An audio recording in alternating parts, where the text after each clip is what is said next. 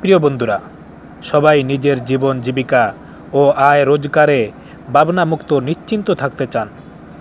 রক্ত ঘাম ঝরিয়ে যতটুকু আয় করেন এতে বরকত প্রত্যাশা করেন। এমন বেশ কিছু আমল রয়েছে যার মাধ্যমে জীবনে বরকত আসে, অল্পতেও অনেক তৃপ্তি মিলে। তার মধ্য থেকে একটি হলো পাপাচার থেকে মুক্ত থাকা। এর জন্য অন্যতম বিষয় হলো পাপাচার থেকে নিজেকে সরিয়ে রাখা।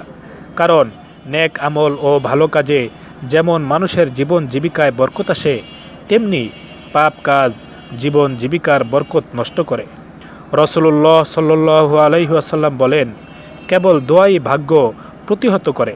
নেক কাজে আয়ু বাড়ে আর বান্দা পাপের কারণে জীবিকা থেকে বঞ্চিত হয়। মুসনাদে আহমদ, হাদিস নম্বর 22,413। নাম্বার 2, হালাল পন্থায় আয় করা। রিজিকে বরকতের জন্য আরেকটি গুরুত্বপূর্ণ বিষয় হলো হালাল পন্থায় আয় করা। হাদিস শরীফে রাসূলুল্লাহ সাল্লাল্লাহু আলাইহি ওয়াসাল্লাম বলেন, হালাল জীবিকা সন্ধান করা নির্ধারিত ফরজসমূহের পরে বিশেষ একটি ফরজ। তিনি আরও বলেন, সকল মুসলিম নারী ও পুরুষের উপর হালাল উপার্জন করা ফরজ। নাম্বার 3, তাকওয়া ও আল্লাহ ভীতি। তাকওয়া ও ক্ষুধাভীতি যে জীবিকা লাভের অন্যতম একটি উপায়। এ প্রসঙ্গে মহান রব্বুল আলামিন ইরশাদ করেন, যে ব্যক্তি আল্লাহকে ভয় করে আল্লাহ তার জন্য নিষ্কৃতির পথ বের করে দিবেন এবং তাকে তার ধারণাতীত জায়গা থেকে রিজিক দান করেন। সূরা তালাক আয়াত নম্বর 2-3। নাম্বার 4, দান সদকা করা। দান সদকা মানুষের জীবনে বরকত নিয়ে আসে।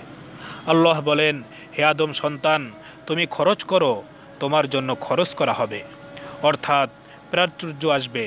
সহিহ বুখারী, হাদিস নম্বর 5352। আমলের পাশাপাশি একটি দোয়ার উপর আমল করা যেতে পারে, এতে আল্লাহ তাআলা বরকত দান করবেন।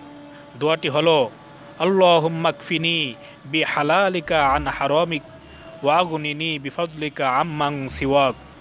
অর্থ, হে আল্লাহ, হারামের পরিবর্তে তোমার হালাল রুজি আমার জন্য যথেষ্ট করো, আর তোমাকে ছাড়া আমাকে কারো মুখাফেকি করো না, এবং স্বীয় অনুগ্রহ দ্বারা আমাকে সচ্ছলতা দান করো।